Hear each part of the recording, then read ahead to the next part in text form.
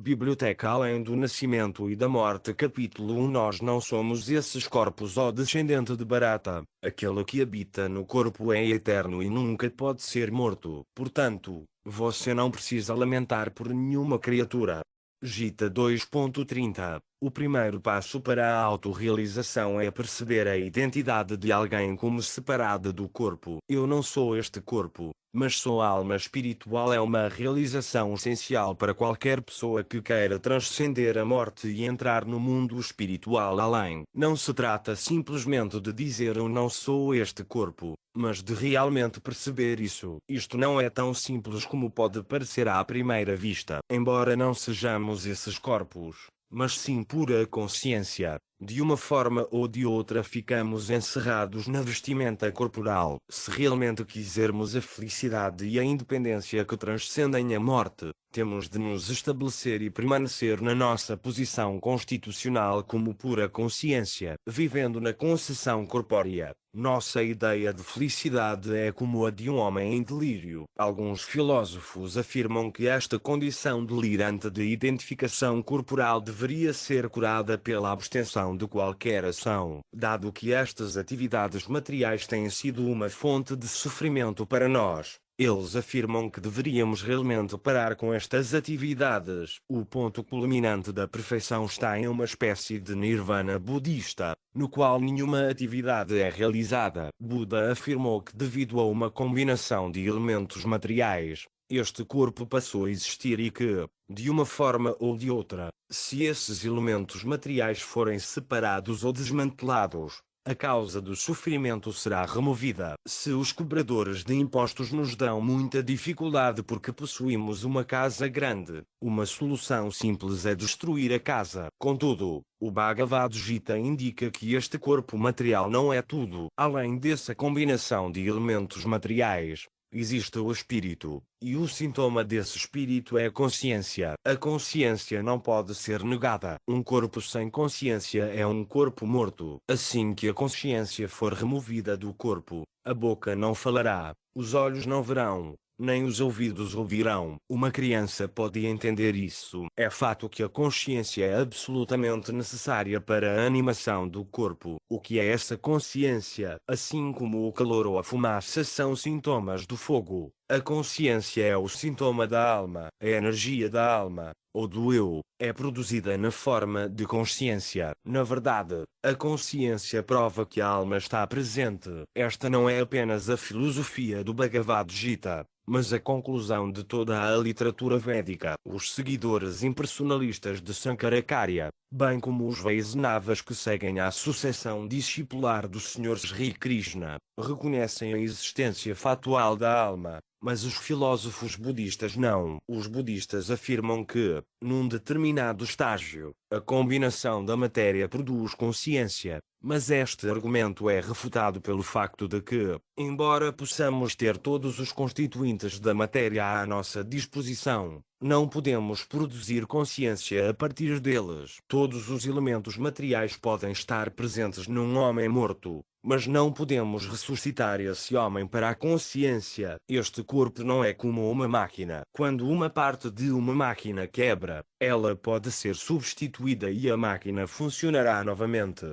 Mas quando o corpo quebra e a consciência deixa o corpo, não há possibilidade de substituirmos a peça quebrada e rejuvenescer a consciência. A alma é diferente do corpo, e enquanto a alma estiver presente, o corpo será animado. Mas não há possibilidade de animar o corpo na ausência da alma, porque não podemos perceber a alma pelos nossos sentidos grosseiros. Nós a negamos. Na verdade, há tantas coisas que não podemos ver. Não podemos ver o ar, as ondas de rádio ou o som. Nem podemos perceber bactérias minúsculas com nossos sentidos embutados. Mas isso não significa que elas não estejam lá. Com a ajuda do microscópio e de outros instrumentos, podem ser percebidas muitas coisas que antes eram negadas pelos sentidos imperfeitos. Só porque a alma, que tem tamanho atômico, ainda não foi percebida pelos sentidos ou instrumentos, não devemos concluir que ela não existe. Pode,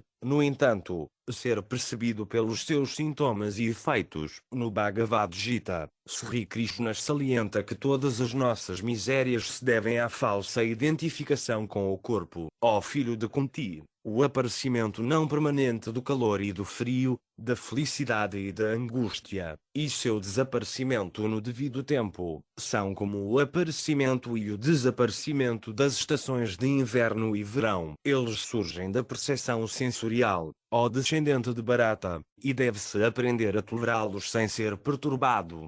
Gita 2.14. No verão podemos sentir prazer no contato com a água, mas no inverno podemos evitar essa mesma água porque está muito fria. Em ambos os casos, a água é a mesma, mas a percebemos como agradável ou dolorosa devido ao seu contato com o corpo. Todos os sentimentos de angústia e felicidade são devidos ao corpo. Sob certas condições, o corpo e a mente sentem felicidade e angústia. Na verdade, ansiamos pela felicidade, pois a posição constitucional da alma é a da felicidade. A alma é a parte integrante do Ser Supremo, que é Saksidananda Vigraha, a personificação do conhecimento, da bem-aventurança e da eternidade. Na verdade, o próprio nome Krishna, que não é setário, significa o maior prazer. KRS significa maior e na significa prazer. Krishna é o epítome do prazer e, sendo parte integrante dele, ansiamos por prazer. Uma gota de água do oceano tem todas as propriedades do próprio oceano, e nós, embora partículas minúsculas do todo supremo, temos as mesmas propriedades energéticas do Supremo. A alma atômica, embora tão pequena, move todo o corpo para agir de muitas maneiras maravilhosas. No mundo vemos tantas cidades, estradas, pontes, grandes edifícios, monumentos e grandes civilizações. Mas quem fez tudo isto? Tudo é feito pela minúscula centelha espiritual dentro do corpo. Se coisas tão maravilhosas podem ser realizadas pela diminuta centelha espiritual, não podemos sequer imaginar o que pode ser realizado pelo Todo Supremo do Espírito. O anseio natural da minúscula centelha espiritual é pelas qualidades do todo, conhecimento, bem-aventurança e eternidade, mas esses anseios estão sendo frustrados devido ao corpo material. A informação sobre como alcançar o desejo da alma é dada no Bhagavad Gita. Atualmente estamos tentando alcançar a eternidade, a bem-aventurança e o conhecimento por meio de um instrumento imperfeito. Na verdade, o nosso progresso em direção a estes objetivos está a ser bloqueado pelo corpo material. Portanto, temos que chegar à compreensão da nossa existência além do corpo. O conhecimento teórico de que não somos esses corpos não servirá. Temos que nos manter sempre separados como senhores do corpo, não como servos. Se soubermos dirigir bem um carro, ele nos prestará um bom serviço, mas se não soubermos como, estaremos em perigo. O corpo é composto de sentidos, e os sentidos estão sempre famintos por seus objetos. Os olhos veem uma pessoa bonita e nos dizem: ah, ali está uma linda menina, um lindo menino. Vamos ver. Os ouvidos estão nos dizendo: oh, há uma música muito boa. Vamos ouvir. A língua está dizendo: oh, há um restaurante muito bom com pratos saborosos. Vamos. Desta forma, os sentidos nos arrastam de um lugar para outro e por isso ficamos perplexos. Indriyanam e Karatam e Amano no Vidyat Tadasya Arati Prajam Vayurnavam e Vambasi, assim como um barco na água é levado por um vento forte. Até mesmo um dos sentidos em que a mente se concentra pode arrebatar a inteligência de um homem. Gita 2.67. É imperativo que aprendamos como controlar os sentidos. O nome Goswami é dado a alguém que aprendeu a dominar os sentidos. Go significa sentidos e Swami significa controlador. Portanto, aquele que consegue controlar os sentidos deve ser considerado um Goswami. Krishna indica que aquele que se identifica com o corpo material ilusório não pode estabelecer-se na sua identidade adequada como alma espiritual. O prazer corporal é oscilante e inebriante, e não podemos desfrutá-lo de fato. Devido à sua natureza momentânea, o verdadeiro prazer vem da alma, não do corpo. Temos que moldar nossas vidas de tal maneira que não sejamos desviados pelos prazeres corporais. Se de alguma forma formos desviados, não nos será possível estabelecer a nossa consciência na sua verdadeira identidade além do corpo. Bugais varia prasatanantaya parta satazam vyavasayatmika buddhisema dauna vidyat traigunya visaya vedanistraigunya bavarjuna nirdvandvanutya sattva stunir yoga ksema atmavanas mentes daqueles que estão muito apegados ao prazer dos sentidos e à opulência material, e que ficam confusos com essas coisas. A determinação resoluta pelo serviço devocional ao Senhor Supremo não ocorre. Os Vedas tratam do assunto dos três modos da natureza material, e leve-se acima desses modos. Ó Arjuna, seja transcendental a todos eles, esteja livre de todas as dualidades e de todas as ansiedades por ganho e segurança, e estabeleça-se no ser. Gita 2.44 a 45. A palavra Veda significa livro de conhecimento. Existem muitos livros de conhecimento, que variam de acordo com o país, população, ambiente, etc. Na Índia, os livros de conhecimento são chamados de Vedas. No Ocidente eles são chamados de Antigo Testamento e Novo Testamento. Os maometanos aceitam o Alcorão. Qual é o propósito de todos esses livros de conhecimento? Eles devem nos treinar para compreender nossa posição como alma pura. O seu objetivo é restringir as atividades corporais através de certas regras e regulamentos. E estas regras e regulamentos são conhecidos como códigos de moralidade. A Bíblia, por exemplo, tem 10 mandamentos destinados a regular as nossas vidas. O corpo deve ser controlado para que alcancemos a mais alta perfeição e, sem princípios reguladores, não é possível aperfeiçoar nossas vidas. Os princípios reguladores podem diferir de país para país ou de escritura para escritura,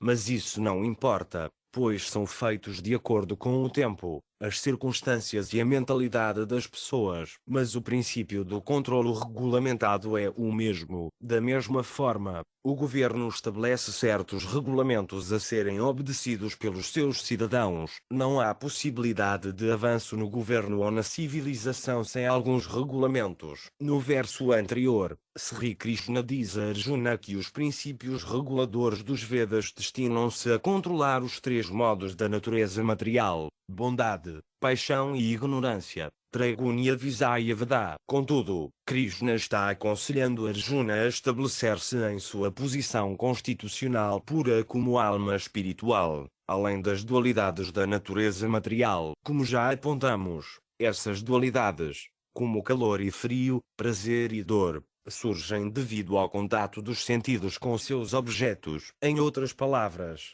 nascem da identificação com o corpo. Krishna indica que aqueles que são devotados ao prazer e ao poder são levados pelas palavras dos Vedas, que prometem o prazer celestial através do sacrifício e da atividade regulada. O prazer é nosso direito inato, pois é uma característica da alma espiritual, mas a alma espiritual tenta desfrutar materialmente, e este é o erro. Todos estão se voltando para assuntos materiais para se divertir e compilando o máximo de conhecimento possível. Alguém está se tornando químico, físico, político, artista ou o que quer que seja. Todo mundo sabe algo de tudo ou tudo de alguma coisa, e isso geralmente é conhecido como conhecimento. Mas assim que deixamos o corpo, todo esse conhecimento é destruído. Numa vida anterior alguém pode ter sido um grande homem de conhecimento, mas nesta vida ele tem que começar de novo, indo à escola e aprendendo a ler e a escrever desde o início. Qualquer conhecimento adquirido na vida anterior é esquecido. A situação é que na verdade estamos buscando o conhecimento eterno,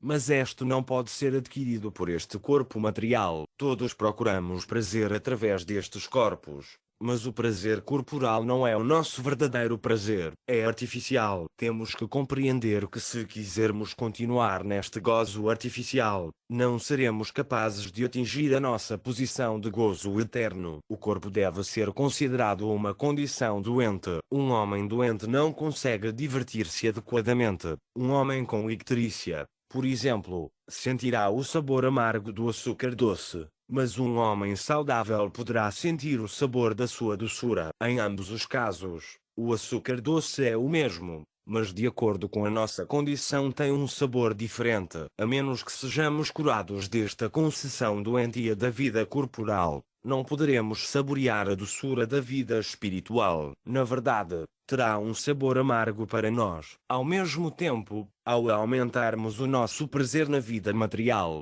complicamos ainda mais a nossa condição de doença. Um paciente com febre tifoide não pode comer alimentos sólidos. E se alguém lhe dá para desfrutar, e ele come, ele está complicando ainda mais sua doença e colocando sua vida em perigo. Se realmente quisermos nos libertar das misérias da existência material, devemos minimizar as nossas exigências e prazeres corporais. Na verdade, o prazer material não é prazer algum. O verdadeiro prazer não cessa. Numa barata há um verso, Ramante Euginunante, no sentido de que os yogis, Yogino, aqueles que estão se esforçando para se elevar à plataforma espiritual, estão na verdade desfrutando, Ramante, mas seu prazer é Anante, sem fim. Isso ocorre porque o prazer deles está em relação ao desfrutador supremo, Rama, Sri Krishna. Bhagavan Sri Krishna é o verdadeiro desfrutador, e o Bhagavad Gita, 5.29, confirma isso. Os sábios, conhecendo-me como o desfrutador final de todos os sacrifícios e austeridades, o Senhor Supremo de todos os planetas e semideuses, e o benfeitor e bem-querente de todas as entidades vivas, alcançam a paz das dores das misérias materiais.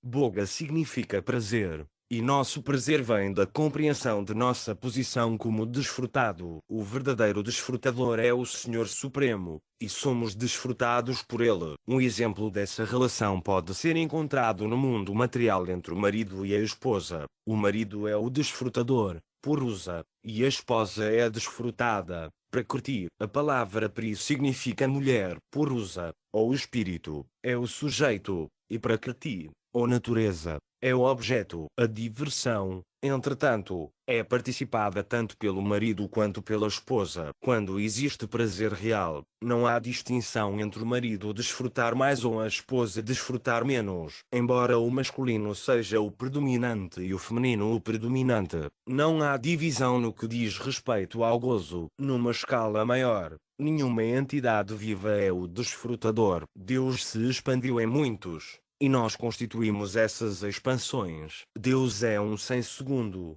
mas Ele quis se tornar muitos para desfrutar. Temos a experiência de que há pouco ou nenhum prazer em sentar-se sozinho numa sala e conversar consigo mesmo. Entretanto, se houver 5 pessoas presentes, nosso prazer será maior. E se pudermos discutir Krishna diante de muitas pessoas, o prazer será ainda maior. Prazer significa variedade. Deus tornou-se muitos para seu desfrute e, portanto, nossa posição é a dos desfrutados. Essa é a nossa posição constitucional e o propósito da nossa criação. Tanto o desfrutador quanto o desfrutado têm consciência, mas a consciência do desfrutado está subordinada à consciência do desfrutador. Embora Krishna seja o desfrutador e nós o desfrutado, o desfrute pode ser participado igualmente por todos. Nosso desfrute pode ser aperfeiçoado quando participamos do desfrute de Deus. Não há possibilidade de desfrutarmos separadamente na plataforma física. O prazer material na plataforma corporal grosseira é desencorajado em todo o Bhagavad Gita. Matras parsas tu kaunteya citosna sukaduka dagamapaino nityastam stitiksasva barata ó filho de Kunti. O aparecimento não permanente do calor e do frio, da felicidade e da angústia, e seu desaparecimento no devido tempo, são como o aparecimento e o desaparecimento das estações de inverno e verão. Eles surgem da percepção sensorial, ó descendente de Bharata, e deve-se aprender a tolerá-los sem ser perturbado. Gita 2.14 O corpo material grosseiro é o resultado da interação dos modos da natureza material e está fadado à destruição. Antavanta imedianityas yoktasarinanas e no prameasyatas madhyudyasva barata. Somente o corpo material da entidade viva indestrutível, imensurável e eterna está sujeito à destruição. Portanto, lute, ó descendente de Bharata. Gita 2.18, Sri Krishna, portanto, nos encoraja a transcender a concessão corporal da existência e alcançar a nossa verdadeira vida espiritual. Gunaneta Atitya Trinde Ide Samudbhavan Jamamati Ujara do Cair Vimuktum Aznut quando o ser encarnado é capaz de transcender esses três modos, bondade, paixão e ignorância, ele pode se libertar do nascimento, da morte, da velhice e de suas angústias e pode desfrutar do nétar mesmo nesta vida. Gita 14.20, para nos estabelecermos na plataforma espiritual pura de Brahma Bhuta, acima dos três modos, devemos adotar o método da consciência de Krishna, a dádiva de Caitanya Mahaprabhu, o cantar dos nomes de Krishna, Hare Krishna, Hare Krishna, Krishna Krishna, Hare Hare Hare Rama, Hare Rama, Rama Rama, Hare Hare, facilita este processo. Este método é chamado Bhakti Yoga ou Mantra Yoga e é empregado pelos transcendentalistas mais elevados. Como os transcendentalistas percebem sua identidade além do nascimento e da morte, além do corpo material, e se transferem do universo material para os universos espirituais são os assuntos dos capítulos seguintes. Capítulo 2 Elevação na morte. Existem diferentes tipos de transcendentalistas que são chamados de yogias, hatha yogias, jnana yogias, dhyana yogias e bhakti yogias, e todos eles são elegíveis para serem transferidos para o mundo espiritual. A palavra yoga significa ligar-se, e os sistemas de yoga destinam-se a permitir-nos a ligação com o mundo transcendental. Conforme mencionado no capítulo anterior, originalmente estávamos todos ligados ao Senhor Supremo, mas agora fomos afetados pela contaminação material. O processo é que temos que retornar ao mundo espiritual, e esse processo de ligação é chamado de yoga. Outro significado da palavra yoga é mais. No momento estamos menos Deus, ou menos o Supremo. Quando adicionamos Krishna, ou Deus, às nossas vidas, esta forma humana de vida torna-se perfeita. Na hora da morte temos que terminar esse processo de perfeição. Durante a nossa vida temos que praticar o método de nos aproximarmos dessa perfeição para que no momento da morte, quando tivermos que abandonar este corpo material, essa perfeição possa ser realizada. Aquele que, no momento da morte, fixa seu ar vital entre as sobrancelhas e em plena devoção se ocupa em lembrar-se do Senhor Supremo, certamente alcançará a suprema personalidade de Deus. Gita 8.10. Assim como um estudante estuda uma matéria por 4 ou 5 anos e depois faz o exame e recebe um diploma, da mesma forma, com a matéria da vida, se praticarmos durante nossas vidas para o exame no momento da morte, e se passarmos no exame, somos transferidos para o mundo espiritual. Toda a nossa vida é examinada no momento da morte. Qualquer que seja o estado de ser que alguém lembra quando abandona o corpo, esse estado ele alcançará sem falhar.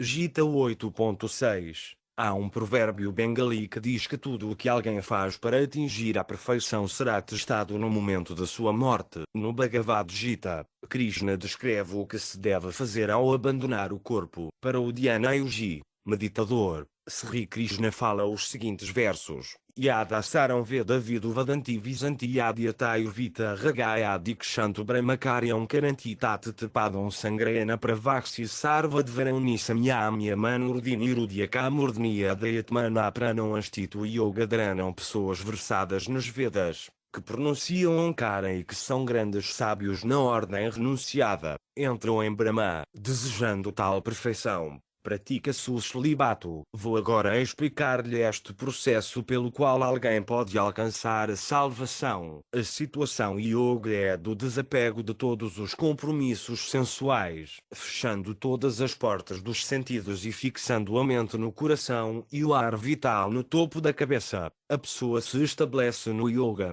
Gita 8.11-12. No sistema de yoga, esse processo é chamado pratyahara, que significa exatamente o oposto. Embora durante a vida os olhos estejam empenhados em ver a beleza mundana, na morte é preciso afastar os sentidos dos objetos e ver a beleza interior. Da mesma forma, os ouvidos estão acostumados a ouvir tantos sons do mundo, mas no momento da morte é preciso ouvir o Onkara transcendental vindo de dentro. Om Itya Kaisaram Brahma Vyaramam Anusmaranya Prayatitya Jandyam Sayati Paramongatin. Após estar situado nesta prática de yoga e vibrar a sílaba sagrada Om, a combinação suprema de letras, se alguém pensar na suprema personalidade de Deus e abandonar seu corpo, certamente alcançará os planetas espirituais. Gita 8.13. Dessa forma, todos os sentidos devem ser interrompidos em suas atividades externas e concentrados na forma de Vishnumurti, a forma de Deus. A mente é muito turbulenta, mas tem que estar fixada no Senhor no coração. Quando a mente está fixada no coração e o ar vital é transferido para o topo da cabeça, pode-se atingir a perfeição no yoga. Neste ponto o yogi determina para onde deve ir. No universo material existem inúmeros planetas, e além deste universo existe o universo espiritual. Os yogis têm informações sobre esses lugares nas literaturas védicas. Assim como alguém que vai para a América pode ter uma ideia de como é o país lendo livros, também pode ter conhecimento dos planetas espirituais lendo literaturas védicas. O yogi conhece todas essas descrições e pode transferir-se para qualquer planeta que desejar sem a ajuda de naves espaciais. A viagem espacial por meios mecânicos não é o processo aceito para elevação a outros planetas. Talvez com muito tempo, esforço e dinheiro alguns homens consigam chegar a outros planetas por meios materiais, naves espaciais, fatos espaciais, etc. Mas este é um método muito complicado e pouco prático. De qualquer forma, não é possível ir além do universo material por meios mecânicos. O método geralmente aceito para transferência para planetas superiores é a prática do sistema de yoga meditativo, ou sistema jnana. O sistema de Bhakti Yoga, entretanto, não deve ser praticado para transferência para qualquer planeta material, pois aqueles que são servos de Krishna, o Senhor Supremo, não estão interessados em nenhum planeta deste mundo material porque sabem que em qualquer planeta entra no céu material, os 4 princípios de nascimento, velhice, doença e morte estão presentes. Nos planetas superiores, a duração da vida pode ser mais longa do que nesta Terra, mas mesmo assim a morte existe. Por universo material nos referimos aos planetas onde residem o nascimento, a velhice, a doença e a morte, e por universo espiritual nos referimos aos planetas onde não há nascimento, velhice, doença e morte. Aqueles que são inteligentes não tentam elevar-se a nenhum planeta do universo material. Se alguém tentar entrar em planetas superiores por meios mecânicos, a morte instantânea estará assegurada, pois o corpo não pode suportar as mudanças radicais na atmosfera. Mas se alguém tentar ir a planetas superiores por meio do sistema de yoga, adquirirá um corpo adequado para entrar. Podemos ver isto demonstrado nesta Terra, pois sabemos que não é possível vivermos no mar, numa atmosfera aquosa, nem é possível que os seres aquáticos vivam na Terra. Como entendemos que mesmo neste planeta é necessário ter um tipo específico de corpo para viver num determinado lugar, também é necessário um tipo específico de corpo para outros planetas. Nos planetas superiores,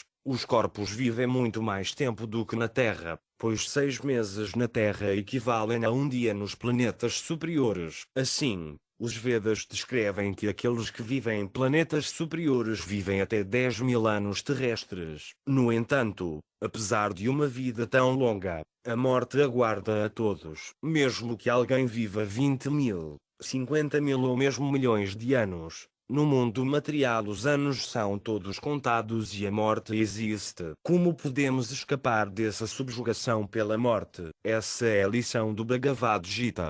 Najayat Vaka da Sinayam Bhutvabhavita Vana Buya Ajunitiasas Vatuyam por ano na Aniat Niamana Sarir para a alma nunca há nascimento nem morte, nem, uma vez tendo sido, ele jamais deixa de ser. Ele é não nascido, eterno, sempre existente, imortal e primordial. Ele não é morto quando o corpo é morto.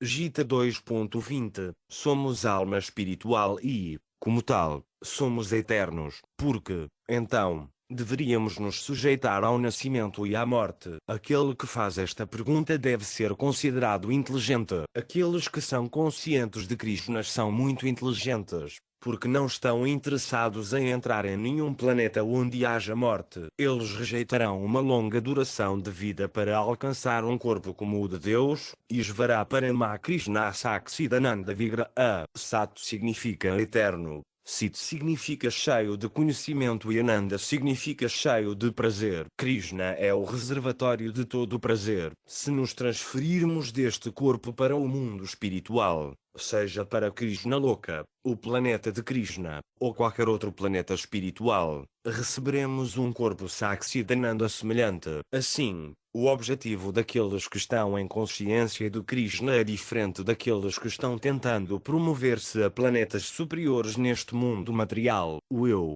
ou alma, do indivíduo é uma minúscula centelha espiritual. A perfeição do yoga reside na transferência desta centelha espiritual para o topo da cabeça. Tendo conseguido isso, o yogi pode transferir-se para qualquer planeta do mundo material, de acordo com seu desejo. Se o yogi estiver curioso para saber como é a Lua, ele poderá transferir-se para lá, ou se estiver interessado em planetas superiores, poderá transferir-se para lá, assim como os viajantes vão para Nova York, Canadá ou outras cidades da Terra. Onde quer que alguém vá na Terra, encontrará os mesmos sistemas alfandegários e de vistos operando, e em todos os planetas materiais poderá ver igualmente os princípios do nascimento, da velhice, da doença e da morte operando. O Ityakaksaram Brahma, no momento da morte, o yogi pode pronunciar Onkara, a forma concisa de vibração sonora transcendental. Se o yogi puder vibrar este som e ao mesmo tempo lembrar-se de Krishna, ou Vishnu, Manusmara, ele alcançará o objetivo mais elevado. É o processo do yoga concentrar a mente em Vishnu. Os impersonalistas imaginam alguma forma do Senhor Supremo, mas os personalistas não imaginam isso. Eles realmente veem, quer alguém o imagine ou realmente o veja, deve concentrar sua mente na forma pessoal de Krishna. Ananya Sata Savatam Yumam Smaratinityasatasyan Sulabhapartanitya Yuktasiayujina. Para quem se lembra de mim sem desvios, sou fácil de obter, ó filho de Pratá, por causa de seu constante compromisso no serviço devocional. Gita 8.14 Aqueles que estão satisfeitos com a vida temporária, o prazer temporário e as facilidades temporárias não devem ser considerados inteligentes, pelo menos não de acordo com o Bhagavad Gita. De acordo com o Gita, alguém cuja substância cerebral é muito pequena está interessado em coisas temporárias. Somos eternos. Então por que deveríamos estar interessados em coisas temporárias? Ninguém quer uma situação não permanente. Se estamos morando em um apartamento e o proprietário nos pede para desocupar, lamentamos. Mas não lamentamos se mudarmos para um apartamento melhor. É da nossa natureza, porque somos permanentes, querer uma residência permanente. Não queremos morrer, porque na verdade somos permanentes. Nem queremos envelhecer ou ficar doentes, porque todos estes são estados externos ou não permanentes. Embora não devamos ter febre, às vezes a febre surge e temos que tomar precauções e remédios para ficarmos bons novamente. As quádruplas misérias são como uma febre e todas se devem ao corpo material. Se de alguma forma pudermos sair do corpo material, poderemos escapar das misérias que lhe são inerentes. Para que os impersonalistas possam sair deste corpo temporário, Krishna aqui aconselha que vibrem a sílaba Om. Desta forma, eles podem ter certeza da transmigração para o mundo espiritual. No entanto, embora possam entrar no mundo espiritual, não podem entrar em nenhum dos planetas de lá. Eles permanecem do lado de fora. No Brahma-Jyoti, o Brahma-Jyoti pode ser comparado ao Sol, e os planetas espirituais podem ser comparados ao próprio Sol. No céu espiritual, os impersonalistas permanecem na refulgência do Senhor Supremo, o Brahma-Jyoti. Os impersonalistas são colocados no Brahma-Jyoti como centelhas espirituais e, desta forma, o Brahma-Jyoti é preenchido com centelhas espirituais. Isto é o que significa fundir-se na existência espiritual. Não deve ser considerado que alguém se funde no Brahma-Jyoti no sentido de se tornar um com ele. A individualidade da centelha espiritual é mantida, mas porque o impersonalista não quer assumir uma forma pessoal, ele é encontrado como uma centelha espiritual nessa refulgência. Assim como a luz do Sol é composta de muitas partículas atômicas, o Brahma-Jyoti é composto de muitas centelhas espirituais. Contudo, como entidades vivas, queremos prazer. Ser, por si só, não é suficiente. Queremos bem-aventurança, Ananda, tanto quanto ser. Sat, na sua totalidade, a entidade viva é composta de três qualidades: eternidade, conhecimento e bem-aventurança. Aqueles que entram impessoalmente no Brahma-Jyoti podem permanecer lá por algum tempo com pleno conhecimento de que agora estão fundidos homogeneamente com Brahma, mas não podem ter aquela eterna Ananda, bem-aventurança, porque essa parte está faltando. Alguém pode permanecer sozinho num quarto por algum tempo e divertir-se lendo um livro ou dedicando-se a algum pensamento, mas não é possível permanecer naquele quarto durante anos e anos seguidos, e certamente não por toda a eternidade. Portanto, para quem se funde impessoalmente na existência do Supremo, há todas as chances de cair novamente no mundo material a fim de adquirir alguma associação. Este é o verdicto do Srimad Bhagavatam. Os astronautas podem viajar milhares e milhares de quilómetros, mas se não encontrarem descanso em algum planeta,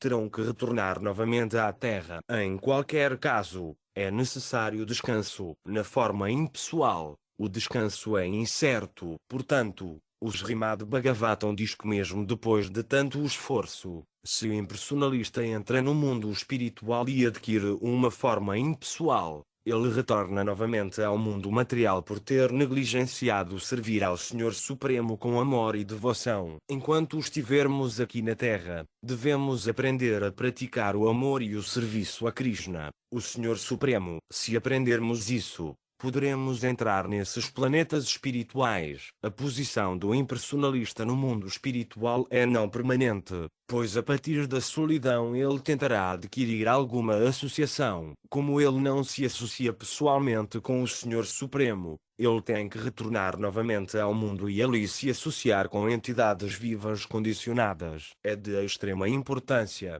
portanto, que conheçamos a natureza da nossa posição constitucional. Queremos a eternidade, o conhecimento completo e também o prazer. Quando ficamos sozinhos por muito tempo no Brahma-Jyoti impessoal, não podemos ter prazer e, portanto, aceitamos o prazer proporcionado pelo mundo material. Mas na consciência de Krishna desfruta-se o verdadeiro prazer. No mundo material é geralmente aceito que o maior prazer é o sexo. Este é um reflexo pervertido do prazer sexual no mundo espiritual, o prazer da associação com Krishna. Mas não devemos pensar que o prazer que existe é como o prazer sexual no mundo material. Não, é diferente. Mas a menos que a vida sexual esteja presente no mundo espiritual, ela não pode ser refletida aqui. Aqui é simplesmente um reflexo pervertido, mas a vida real está em Krishna, que está cheio de todo o prazer. Portanto, o melhor processo é nos treinarmos agora,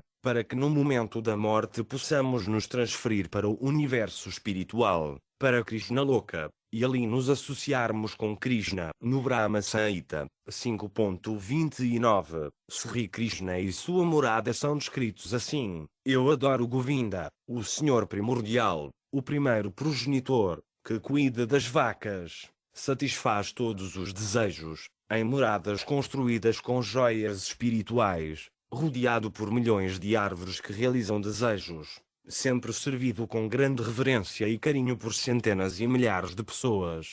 De Laxmis, ou Gopis. Esta é uma descrição de Krishna louca. As casas são feitas do que é chamado de pedra de toque. Qualquer pedra de toque tocada imediatamente se transforma em ouro. As árvores são árvores que realizam desejos, ou árvores de desejos, pois podemos receber delas tudo o que desejarmos. Neste mundo obtemos mangas das mangueiras e maçãs das macieiras, mas lá, de qualquer árvore, podemos obter o que desejamos. Da mesma forma, as vacas são chamadas Surabi e produzem um suprimento infinito de leite. Estas são descrições dos planetas espirituais encontrados nas escrituras védicas. Neste mundo material nos acostumamos ao nascimento, à morte e a todo tipo de sofrimento. Os cientistas materiais descobriram muitas facilidades para o gozo dos sentidos e a destruição, mas não descobriram nenhuma solução para os problemas da velhice, da doença e da morte. Eles não podem fabricar nenhuma máquina que verifique a morte,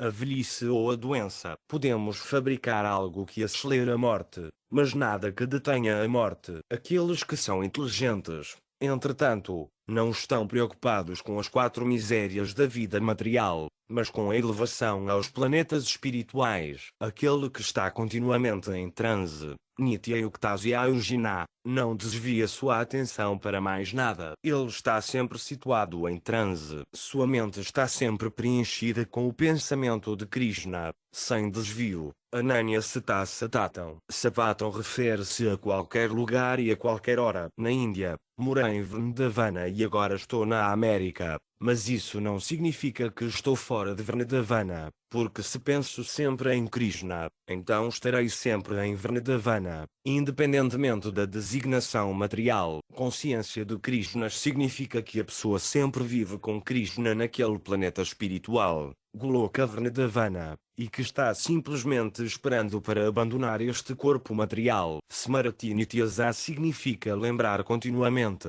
e para aquele que se lembra continuamente de Krishna, o Senhor se torna Tasyan Sulabha, facilmente adquirido. O próprio Krishna diz que ele é facilmente adquirido por este processo de Bhakti Yoga. Então por que deveríamos adotar qualquer outro processo? Podemos cantar Hare Krishna, Hare Krishna, Krishna Krishna, Hare Hare Hare Rama, Hare Rama, Rama Rama, Hare Hare 24 horas por dia. Não existem regras e regulamentos. Pode-se cantar na rua, no metrô, em casa ou no escritório. Não há impostos nem despesas. Então, por que não começar? Capítulo 3. Libertação dos planetas materiais. Os Janis e Yogis são geralmente impersonalistas e, embora alcancem a forma temporária de liberação ao se fundirem na refulgência impessoal do céu espiritual, de acordo com o Srimad Bhagavatam, seu conhecimento não é considerado puro. Através de penitências,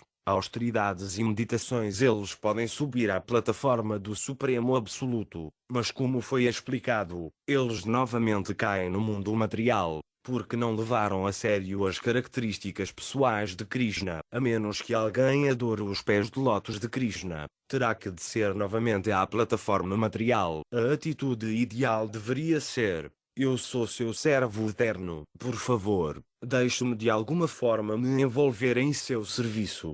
Krishna é chamado de Ajita, invencível, pois ninguém pode conquistar Deus. Mas de acordo com o Srimad Bhagavatam, alguém com esta atitude conquista facilmente o Supremo. O Srimad Bhagavatam também recomenda que abandonemos esse processo fútil de medir o Supremo. Não podemos nem mensurar as limitações do espaço. Para não falar do Supremo, não é possível medir o comprimento e a largura de Krishna pelo conhecimento minúsculo de alguém, e aquele que chega a esta conclusão é considerado inteligente pela literatura védica. Deveríamos compreender, submissamente, que ele é um segmento muito insignificante do universo. Abandonando o esforço para compreender o Supremo por meio do conhecimento limitado ou da especulação mental, devemos nos tornar submissos e ouvir sobre o Supremo através de fontes autorizadas. como o Bhagavad Gita, ou através dos lábios de uma alma realizada. No Bhagavad Gita, Arjuna ouve sobre Deus dos lábios do próprio Sri Krishna. Desta forma, Arjuna estabeleceu o critério para compreender o Supremo através da audição submissa. É a nossa posição ouvir o Bhagavad Gita dos lábios de Arjuna ou de seu representante fidedigno,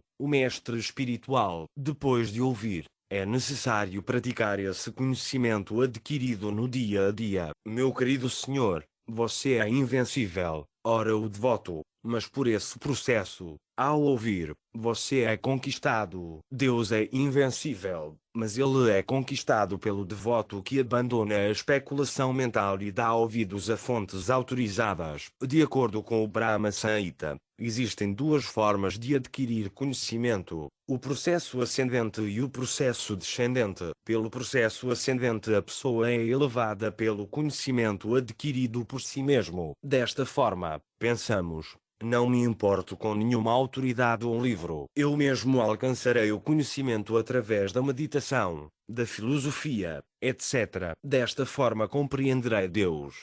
O outro processo, o processo descendente, envolve receber conhecimento de autoridades superiores. O Brahma Samhita afirma que se alguém adotar o processo ascendente e viajar na velocidade da mente e do vento por milhões de anos, ainda assim acabará sem saber. Para ele, o assunto permanecerá vazio e inconcebível. Mas esse assunto é apresentado no Bhagavad Gita, Ananyasata. Krishna diz para meditarmos nele sem nos desviarmos do caminho do serviço devocional em submissão. Para quem o adora desta forma, Tajyan Sulabha, eu me torno facilmente disponível. Este é o processo. Se alguém trabalha para Krishna 24 horas por dia, Krishna não pode esquecê-lo. Tornando-se submisso, ele pode atrair a atenção de Deus. Como Guru Maharaja Bhaktisiddhanta Sarasvati costumava dizer: não tente ver Deus. Será que Deus virá e ficará diante de nós como um servo só porque queremos vê-lo? Esse não é o caminho submisso. Temos que agradecê-lo com nosso amor e serviço. O processo adequado para se aproximar de Krishna foi dado à humanidade pelo Sr. Caitanya Mahaprabhu, e Rupa Goswami, seu primeiro discípulo, apreciou-o. Rupa Goswami era ministro do governo maometano, mas deixou o governo para se tornar discípulo de Caitanya Mahaprabhu. Quando ele foi ver o Senhor pela primeira vez, Rupa Goswami aproximou-se dele com o seguinte verso: ofereço minhas respeitosas reverências ao Senhor Supremo, Sri Krishna Caitanya, que é mais magnânimo do que qualquer outro avatar, até mesmo o próprio Krishna, porque ele está concedendo gratuitamente o que ninguém mais deu, o amor puro por Krishna. Rupa Goswami chamou Caitanya Mahaprabhu de o mais munificente, a personalidade mais caridosa, porque ele estava oferecendo a coisa mais preciosa de todas de forma muito barata, o amor a Deus. Todos nós queremos Krishna e todos ansiamos por ele. Krishna é o mais atraente, o mais belo, o mais opulento, o mais poderoso e o mais erudito. Esse é o objeto do nosso desejo. Ansiamos pelos belos, pelos poderosos, pelos eruditos, pelos ricos. Krishna é o reservatório de tudo isso. Então só precisamos voltar nossa atenção para ele e obteremos tudo, tudo, o que quisermos. Qualquer que seja o desejo do nosso coração, será satisfeito por este processo de consciência de Krishna. Para quem morre em consciência de Krishna, como afirmado anteriormente, a entrada em Krishna Loka, a morada suprema onde Krishna reside, é garantida. Neste ponto, alguém pode perguntar qual é a vantagem de ir para aquele planeta, e o próprio Krishna responde: depois de me alcançarem, as grandes almas, que são o yogis em devoção, nunca mais retornam a este mundo temporário, que está cheio de misérias, porque alcançaram a perfeição mais elevada. Gita 8.15. Este mundo material é certificado por Sri Krishna, o Criador, como Dukhalayam, cheio de misérias. Como então podemos torná-lo confortável? É possível tornar este mundo confortável através do chamado avanço da ciência? Não, isso não é possível. Como resultado, nem sequer queremos saber quais são essas misérias. As misérias, como foi dito anteriormente, são o nascimento, a velhice, a doença e a morte, e porque não podemos encontrar uma solução para elas, tentamos deixá-las de lado. A ciência não tem poder para resolver essas misérias que sempre nos causam problemas. Em vez disso, desviam a nossa atenção para a construção de naves espaciais ou de bombas atômicas. A solução para estes problemas é dada aqui no Bhagavad Gita. Se alguém alcança a plataforma de Krishna, não precisa retornar novamente a esta terra de nascimento e morte. Deveríamos tentar entender que este lugar está cheio de misérias. É necessária uma certa dose de consciência desenvolvida para entender isso. Gatos,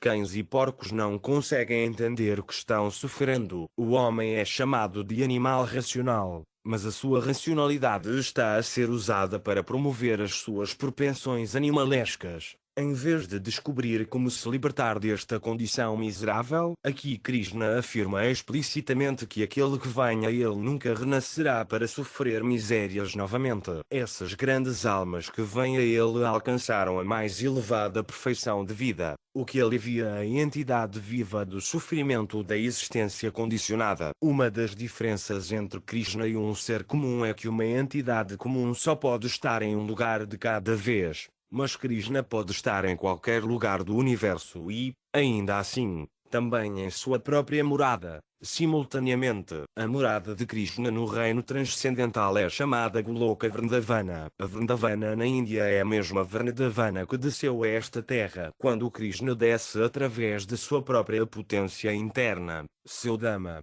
ou morada, também desce. Em outras palavras, quando Krishna desce a esta terra, ele se manifesta naquela terra específica. Apesar disso, a morada de Krishna permanece eternamente na esfera transcendental, nos Vaikunthas. Neste verso, Krishna proclama que aquele que chega à sua morada nos Vaikunthas nunca mais terá que nascer novamente no mundo material. Tal pessoa é chamada de Mahatma. A palavra Mahatma é geralmente ouvida no Ocidente em conexão com Mahatma Gandhi.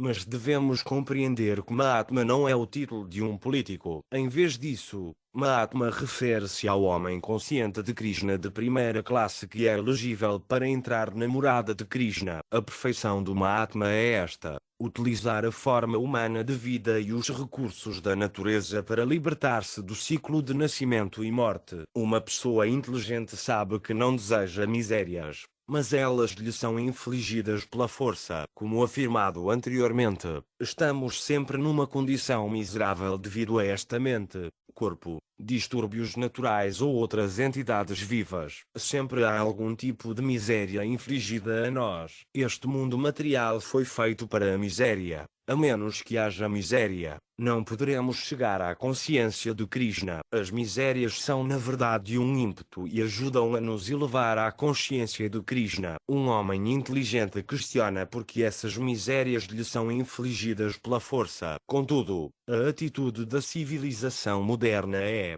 deixe-me sofrer, deixe-me encobrir isso com alguma intoxicação, só isso. Mas assim que a intoxicação passa, as misérias voltam. Não é possível resolver as misérias da vida através da intoxicação artificial. A solução é feita pela consciência de Krishna. Pode-se salientar que, embora os devotos de Krishna estejam tentando entrar no planeta de Krishna, todos os demais estão interessados em ir à Lua. Ir à Lua também não é perfeição. A tendência de viajar para outros planetas está sempre presente na entidade viva. Um nome para a entidade viva é Sarvagata, que significa aquele que quer viajar para qualquer lugar. Viajar faz parte da natureza da entidade viva. O desejo de ir à Lua não é novidade. Os yogis também estão interessados em entrar nos planetas superiores. Mas no Bhagavad Gita 8.16, Krishna ressalta que isso não ajudará em nada. Do planeta mais elevado do mundo material ao mais baixo, todos são lugares de miséria onde ocorrem repetidos nascimentos e mortes. Mas aquele que alcança minha morada, ó filho de Kunti, nunca mais nasce. O universo está dividido em sistemas planetários superiores, médios e inferiores. A Terra é considerada um membro do sistema planetário intermediário. Krishna ressalta que mesmo que alguém entre no planeta mais elevado de todos, chamado Brahmaloka, ainda haverá repetição de nascimentos e mortes. Outros planetas do universo estão cheios de entidades vivas. Não devemos pensar que estamos aqui e que todos os outros planetas estão vazios. Pela experiência podemos ver que nenhum lugar na Terra está vazio de entidades vivas. Se cavarmos fundo na Terra, encontraremos vermes. Se formos fundo na água, encontraremos os aquáticos. Se formos para o céu, encontraremos muitos pássaros. Como é possível concluir que outros planetas não possuem entidades vivas? Mas Krishna ressalta que mesmo se entrarmos nos planetas onde residem grandes semideuses, ainda estaremos sujeitos à morte. Novamente, Krishna repete que ao chegar ao seu planeta, não é necessário nascer novamente. Deveríamos levar muito a sério a questão de alcançar a nossa vida eterna cheia de bem-aventurança e conhecimento. Esquecemos que este é realmente o nosso objetivo de vida, o nosso verdadeiro interesse próprio. Porque nos esquecemos, fomos simplesmente aprisionados pelo brilho material, pelos arranha-céus, pelas grandes fábricas e pelo jogo político, embora saibamos que, por maiores que sejam os arranha-céus que construímos, não seremos capazes de viver aqui indefinidamente. Não deveríamos desperdiçar a nossa energia na construção de indústrias e cidades poderosas para nos aprisionarmos ainda mais na natureza material. Em vez disso, a nossa energia deve ser usada para desenvolver a consciência de Krishna, a fim de alcançar um corpo espiritual através do qual possamos entrar no planeta de Krishna. A consciência de Krishna não é uma fórmula religiosa ou alguma recreação espiritual. É a parte mais importante da entidade viva. Capítulo 4 O céu além do universo.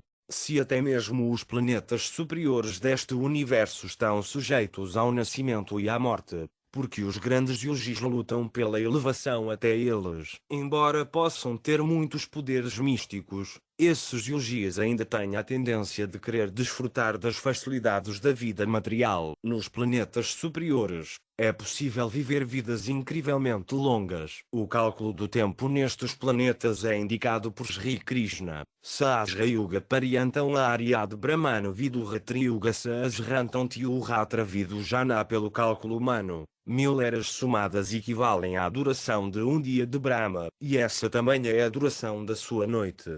Gita 8.17, uma yuga cobre 4.300.000 anos. Este número multiplicado por 1000 é calculado como sendo 12 horas de Brahma no planeta Brahmaloka. Da mesma forma, outro período de 12 horas cobre a noite. 30 desses dias equivalem a um mês, 12 meses por ano. E Brahma vive 100 desses anos. A vida num planeta assim é realmente longa, mas mesmo depois de trilhões de anos, os habitantes de Brahmaloka têm de enfrentar a morte. A menos que vamos para os planetas espirituais, não há como escapar da morte. Quando o dia de Brahma se manifesta, esta multidão de entidades vivas passa a existir e, com a chegada da noite de Brahma, todas elas são aniquiladas. Gita 8.18. No final do dia de Brahma, todos os sistemas planetários inferiores estão cobertos de água e os seres neles são aniquilados. Depois dessa devastação e depois que a noite de Brahma passa, pela manhã, quando Brahma surge, há criação novamente, e todos esses seres surgem. Assim, a sujeição à criação e à destruição é a natureza do mundo material. Bhutagrama Saivayam Bhutva Bhutva Pralyat Ratriagam Vajaparta Prabhavatia Aragam. Repetidamente chega o dia e esta multidão de seres está ativa, e novamente a noite cai, ó Parta, e eles são dissolvidos impotentes. Gita 8.19. Embora as entidades vivas não gostem da devastação, essa devastação virá e inundará os planetas até que todos os seres vivos nos planetas permaneçam imersos na água durante a noite de Brahma. Mas à medida que o dia chega, a água desaparece gradualmente. Parastasmat Tubavuni Uviatu Vyatat Sanatanai Asa Sarvazubutsunas Yatsuna Vinasyati. No entanto, existe outra natureza, que é eterna e transcendental a esta matéria manifestada e não manifestada, é supremo e nunca é aniquilado. Quando tudo neste mundo for aniquilado, essa parte permanecerá como está. Gita 8.20. Não podemos calcular a extensão do universo material, mas temos informações védicas de que existem milhões de universos em toda a criação, e além desses universos materiais existe outro céu, que é espiritual. Lá todos os planetas são eternos e as vidas de todos os seres neles são eternas. Neste versículo, a palavra Bhavá significa natureza, e aqui outra natureza é indicada. Neste mundo também temos experiências de duas naturezas. A entidade viva é espírito, e enquanto estiver dentro da matéria, a matéria estará em movimento. E assim que a entidade viva, a centelha espiritual, estiver fora do corpo, o corpo ficará imóvel. A natureza espiritual é chamada de natureza superior de Krishna, e a material é chamada de inferior. Além desta natureza material existe uma natureza superior, que é totalmente espiritual. Não é possível compreender isso pelo conhecimento experimental. Podemos ver milhões e milhões de estrelas através de um telescópio, mas não podemos aproximar-nos delas. Temos que entender nossas incapacidades. Se não podemos compreender o universo material através do conhecimento experimental, qual é a possibilidade de compreender Deus e o seu reino? Não é possível experimentalmente. Temos que compreender ouvindo o Bhagavad Gita. Não podemos compreender quem é nosso Pai através do conhecimento experimental. Temos que ouvir a palavra de nossa mãe e acreditar nela. Se não acreditarmos nela, não há como saber. Da mesma forma, se apenas nos atermos ao método consciente de Krishna, todas as informações sobre o Krishna e seu reino serão reveladas. Parastubhava significa natureza superior e Vyakta refere-se ao que vemos manifestado. Podemos ver que o universo material se manifesta através da Terra, do Sol, das estrelas e dos planetas. E além deste universo existe outra natureza, uma natureza eterna, a Vyatatu Sanatana. Esta natureza material tem um começo e um fim, mas essa natureza espiritual é Sanatana, eterna, não tem começo nem fim. Como isso é possível? Uma nuvem pode passar pelo céu e parecer cobrir uma grande distância, mas na verdade é apenas uma pequena partícula cobrindo uma parte insignificante de todo o céu.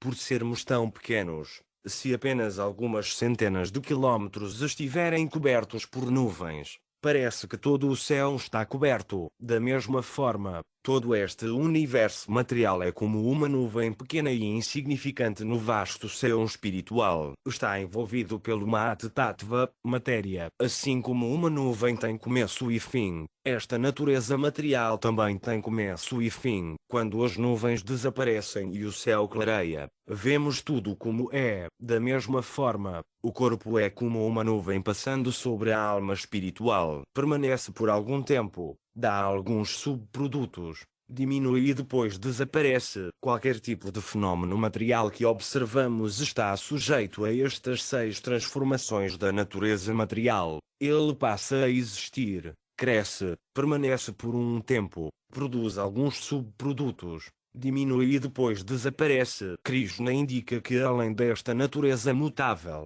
semelhante a uma nuvem, existe uma natureza espiritual, que é eterna. Além disso, quando esta natureza material for aniquilada, aquele Vyatatu Sanatana permanecerá. Nas literaturas védicas há muita informação sobre os céus materiais e espirituais. No segundo canto do Srimad Bhagavatam há descrições do céu espiritual e de seus habitantes. Há até informações de que existem aviões espirituais no céu espiritual e que as entidades liberadas lá viajam nesses planos como um raio. Tudo o que encontramos aqui também pode ser encontrado lá na realidade. Aqui no céu material tudo é uma imitação, ou sombra, daquilo que existe no céu espiritual. Assim como no cinema simplesmente vemos uma exibição ou facsímil da coisa real, no Srimad Bhagavatam é dito que este mundo material é apenas uma combinação de matéria modelada a partir da realidade. Assim como o manequim de uma menina na vitrine de uma loja é modelado a partir de uma garota. Todo homem sensato sabe que o manequim é uma imitação. Sridhara Swami diz que porque o mundo espiritual é real, este mundo material, que é uma imitação, parece ser real. Devemos compreender o significado da realidade. Realidade significa existência que não pode ser vencida. Realidade significa eternidade. Aqueles que são videntes da verdade concluíram que do inexistente não há durabilidade e do existente não há cessação. Estes videntes concluíram estudando a natureza de ambos.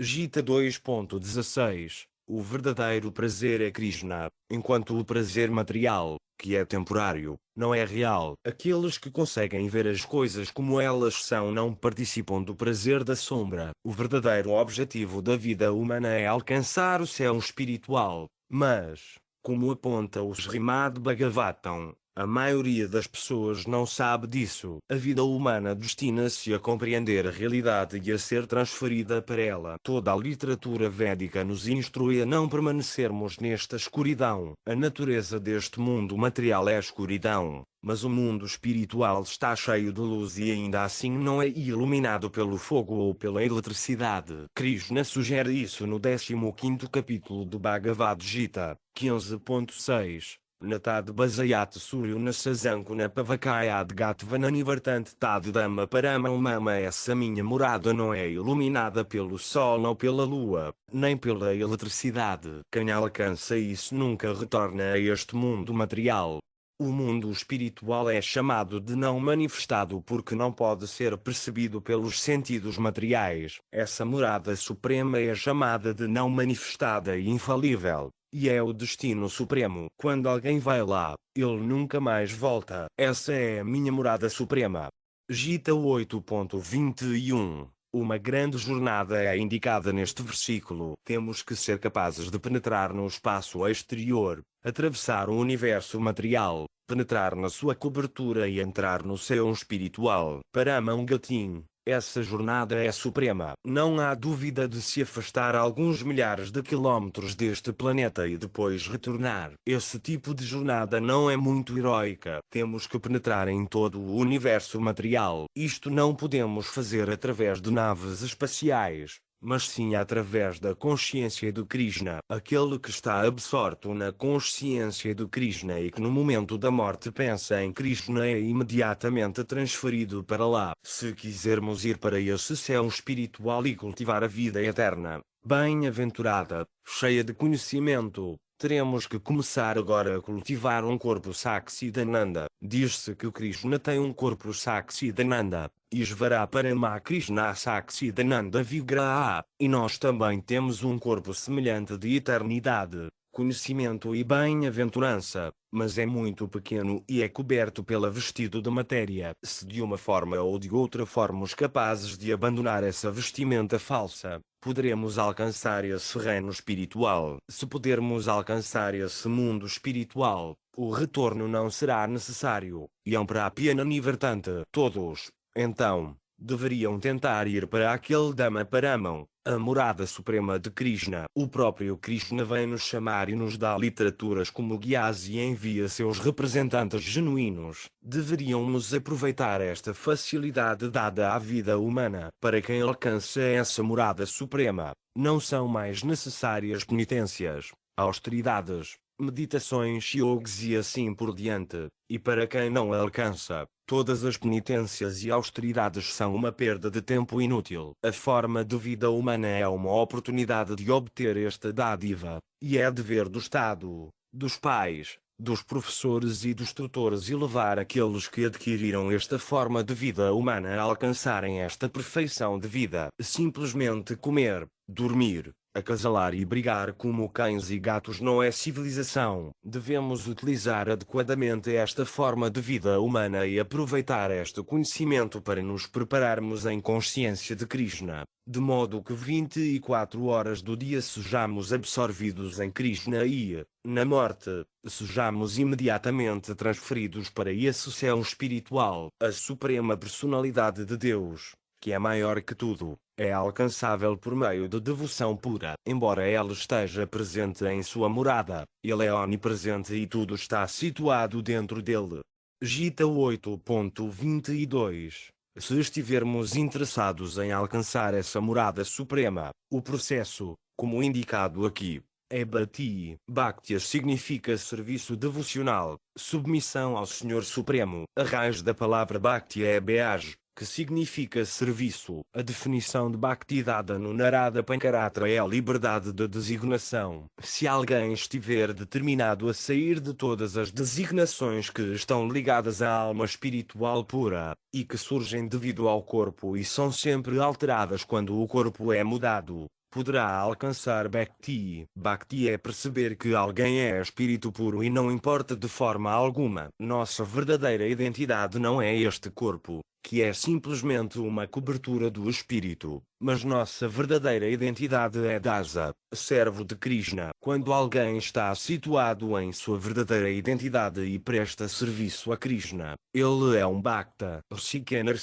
Sivanam. Quando nossos sentidos estiverem livres de designações materiais, nós os utilizaremos a serviço do mestre dos sentidos, Rshikesa, ou Krishna. Como salienta Rupa Goswami, temos que servir Krishna favoravelmente. Geralmente queremos servir a Deus para algum propósito ou ganho material. É claro que quem vai a Deus em busca de ganhos materiais é melhor do que quem nunca vai, mas devemos estar livres do desejo de benefícios materiais. Nosso objetivo deveria ser compreender Krishna. É claro que Krishna é ilimitado e não é possível compreendê-lo, mas temos que aceitar o que podemos compreender. O Bhagavad Gita é apresentado especificamente para nossa compreensão. Ao recebermos conhecimento desta forma, deveríamos saber que Krishna está satisfeito e deveríamos servi-lo favoravelmente, de acordo com o seu prazer. A consciência de Krishna é uma grande ciência com imensas literaturas, e devemos utilizá-las para alcançar Bhakti. Purusasapara,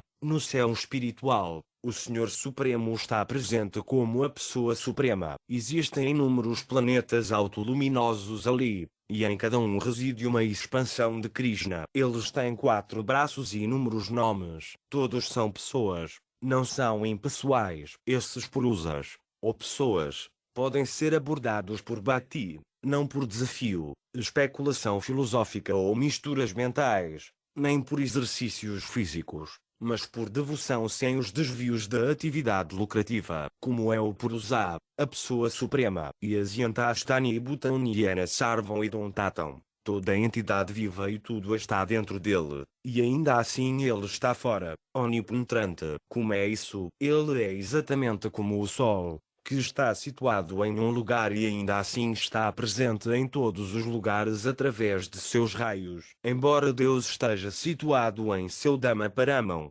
suas energias estão distribuídas por toda parte. Nem ele é diferente de suas energias, visto que a luz do Sol e o Sol não são diferentes, como Krishna e suas energias não são diferentes. Podemos ver Krishna em todos os lugares se estivermos avançados no serviço devocional.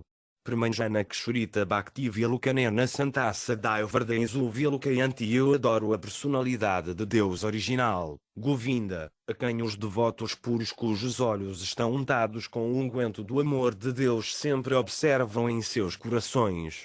BS 5.38 Aqueles que estão cheios do amor de Deus veem Deus constantemente diante deles. Não é que vimos Deus ontem à noite e ele não está mais presente. Não. Para quem é consciente de Krishna, Krishna está sempre presente e pode ser percebido constantemente. Simplesmente temos que desenvolver os olhos para vê-lo, devido à nossa escravidão material, à cobertura dos sentidos materiais. Não podemos compreender o que é espiritual, mas esta ignorância pode ser removida através deste processo de cantar Hare Krishna. Como é isso? Um homem adormecido pode ser acordado por vibrações sonoras. Embora um homem possa estar, para todos os efeitos, inconsciente, ele não pode ver, sentir, cheirar, etc. O sentido da audição é tão proeminente que um homem adormecido pode ser acordado apenas pela vibração sonora. Da mesma forma, a alma espiritual,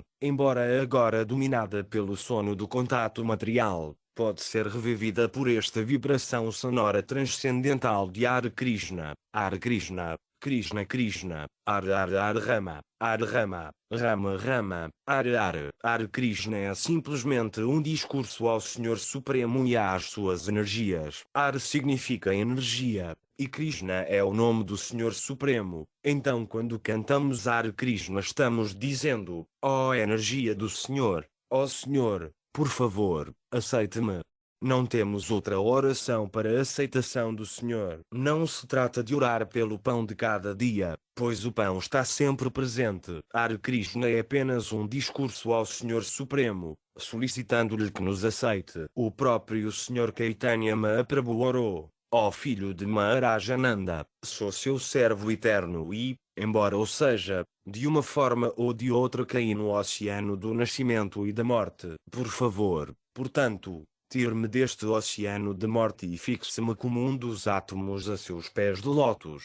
Sixa Staka 5. A única esperança para um homem caído no meio do oceano é que alguém venha buscá-lo. Se alguém vem e o puxa apenas alguns metros para fora da água, ele fica imediatamente aliviado. Da mesma forma, se formos de alguma forma elevados do oceano de nascimento e morte pelo processo da consciência de Krishna, ficaremos imediatamente aliviados. Embora não possamos perceber a natureza transcendental do Senhor Supremo, seu nome, fama e atividades, se nos estabelecermos em consciência de Krishna, gradualmente Deus se revelará diante de nós. Não podemos ver Deus por nosso próprio esforço, mas se nos qualificarmos, Deus se revelará e então veremos. Ninguém pode ordenar que Deus venha até ele e dance, mas temos que trabalhar de tal forma que Krishna tenha prazer em revelar-se a nós. Krishna nos dá informações sobre si mesmo no Bhagavad Gita, e não há dúvida disso.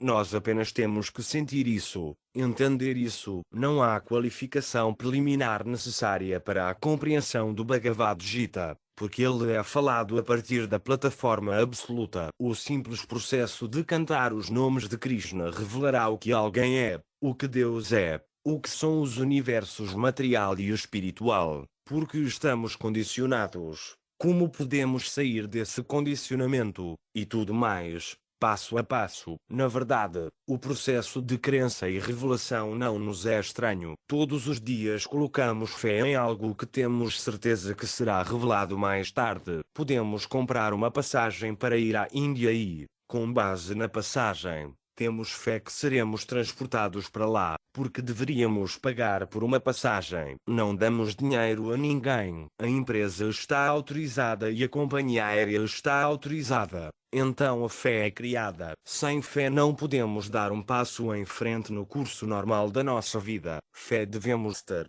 mas deve ser fé naquilo que está autorizado. Não é que tenhamos uma fé cega, mas que aceitamos algo que é reconhecido. O Bhagavad Gita é reconhecido e aceito como escritura por todas as classes de homens na Índia e, fora da Índia. Muitos estudiosos, teólogos e filósofos aceitam o Bhagavad Gita como uma obra grandiosa e autorizada. Não há dúvida de que o Bhagavad Gita é autoridade. Até mesmo o professor Albert Einstein, um desses cientistas, lia o Bhagavad Gita regularmente. No Bhagavad Gita temos que aceitar que existe um universo espiritual que é o reino de Deus. Se de alguma forma formos transportados para um país onde somos informados de que não teremos mais que passar por nascimento, velhice, doença e morte, não seremos felizes. Se soubéssemos de tal lugar, certamente tentaríamos ao máximo ir até lá. Ninguém quer envelhecer, ninguém quer morrer. Na verdade, um lugar livre de tais sofrimentos seria o desejo do nosso coração, porque queremos isso, porque temos o direito,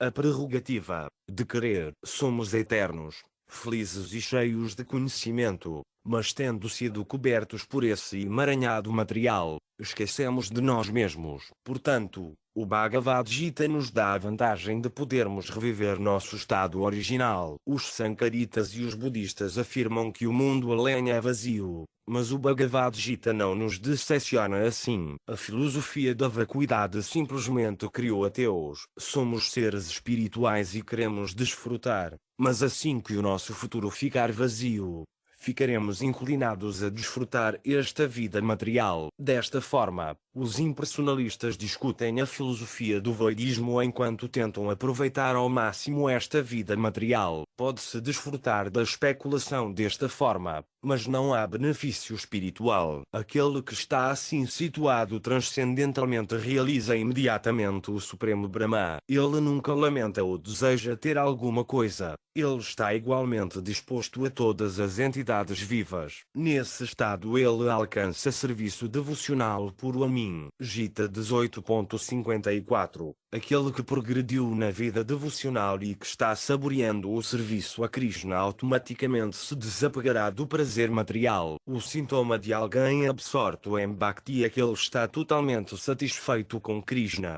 Capítulo 5. Associando-se com Krishna. Se alguém consegue algo superior, naturalmente abandona todas as coisas inferiores. Queremos prazer, mas o impersonalismo e o vazio criaram uma tal atmosfera que nos tornamos viciados no prazer material. Deve haver prazer em conexão com a Pessoa Suprema, Purusasapara, a quem podemos ver face a face. No céu espiritual somos capazes de falar pessoalmente com Deus, brincar com Ele, comer com Ele, etc. Tudo isso pode ser alcançado por meio de Bhatia, serviço amoroso transcendental. Porém, este serviço deve ser sem adulteração, ou seja, devemos amar a Deus sem esperar remuneração material. Amar a Deus para se tornar um com Ele também é uma forma de adulteração. Uma das principais diferenças entre o céu espiritual e o céu material é que no céu espiritual o chefe ou líder dos planetas espirituais não tem rival. Em todos os casos, a personalidade predominante nos planetas espirituais é uma expansão plenária de Sri Krishna. O Senhor Supremo e suas múltiplas manifestações presidem em todos os planetas Vaikuntha. Na Terra, por exemplo,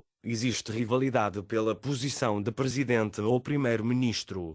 Mas no céu espiritual todos reconhecem que a suprema personalidade de Deus é suprema. Aqueles que não o reconhecem e tentam rivalizar com ele são colocados no universo material, que é como uma prisão. Como em qualquer cidade existe uma prisão, e a prisão constitui uma parte muito insignificante de toda a cidade. Assim o universo material é uma prisão para as almas condicionadas. Constitui uma parte insignificante do céu espiritual, mas não está fora do céu espiritual, assim como uma prisão não está fora da cidade. Os habitantes dos planetas Vaikuntha no céu espiritual são todos almas liberadas. No Srimad Bhagavatam somos informados de que suas características corporais são exatamente iguais às de Deus. Em alguns desses planetas Deus se manifesta com 2 braços, e em outros ele tem 4. Os habitantes destes planetas, como o Senhor Supremo, também manifestam 2 e 4 braços,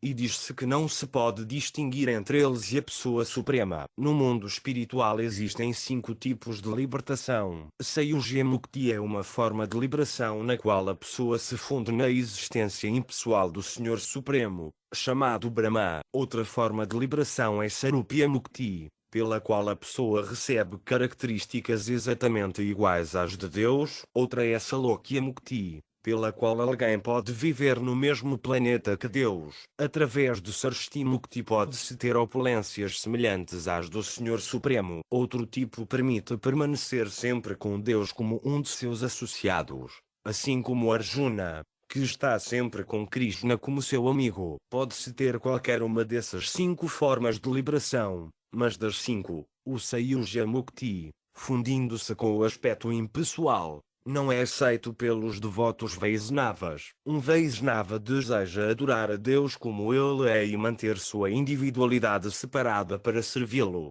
enquanto o filósofo impessoal Mayavadi deseja perder sua individualidade e fundir-se na existência do Supremo. Esta fusão não é recomendada nem por Sri Krishna no Bhagavad Gita nem pela sucessão discipular de filósofos Vaisnavas. O Sr. Caitanya Mahaprabhu escreveu sobre este assunto em seu Siksastaka 4. Ó Senhor Todo-Poderoso, não tenho nenhum desejo de acumular riquezas, nem de desfrutar de mulheres bonitas, nem quero qualquer número de seguidores. O que eu quero apenas é que eu possa ter seu serviço devocional sem causa em minha vida. Nascimento após nascimento. Aqui o Sr. Caitanya Mahaprabhu refere-se a nascimento após nascimento. Quando há nascimento após nascimento, não há libertação. Na libertação, ou alcançamos os planetas espirituais ou fundimos-nos na existência do Supremo. Em ambos os casos, não há questão de renascer no mundo material. Mas Caitanya Mahaprabhu não se importa se ele está liberado ou não.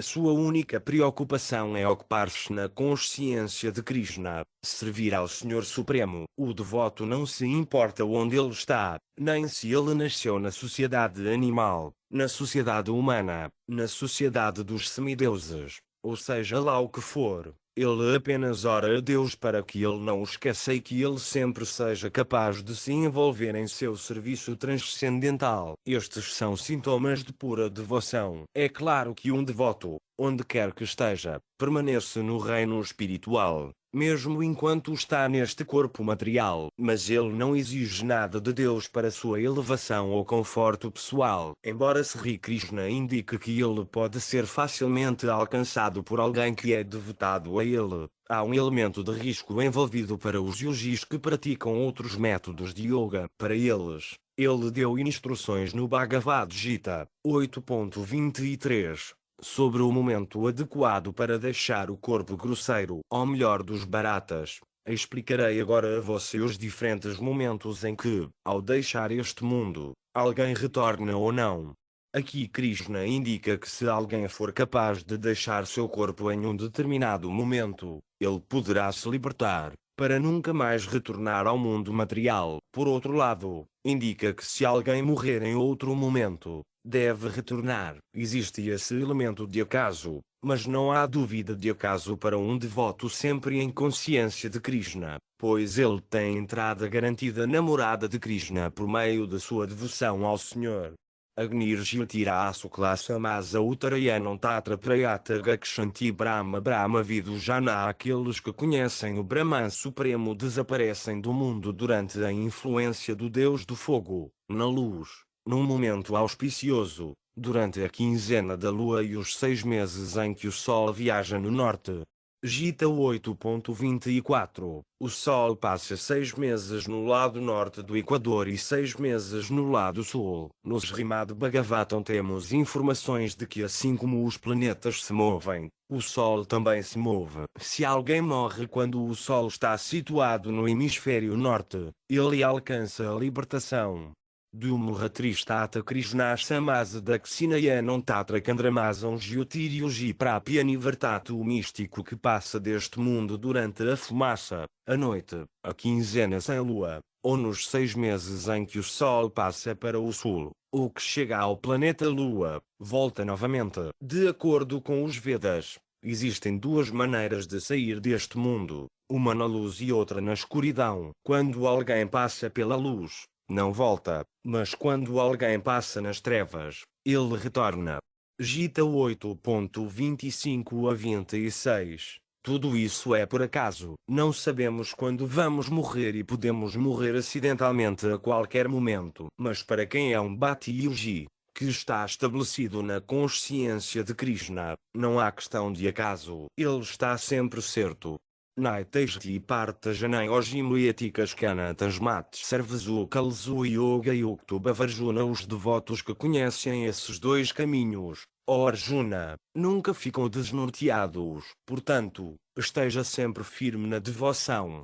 Gita 8.27. Já foi verificado que no momento da morte, se alguém puder pensar em Krishna, ele será imediatamente transferido para a morada de Krishna. E quem, no momento da morte, abandona seu corpo lembrando-se somente de mim, imediatamente alcança minha natureza. Disto não há dúvida. Aquele que medita na suprema personalidade de Deus, com sua mente constantemente ocupada em lembrar-se de mim, sem se desviar do caminho, ele, ó Parta, Arjuna, certamente me alcançará.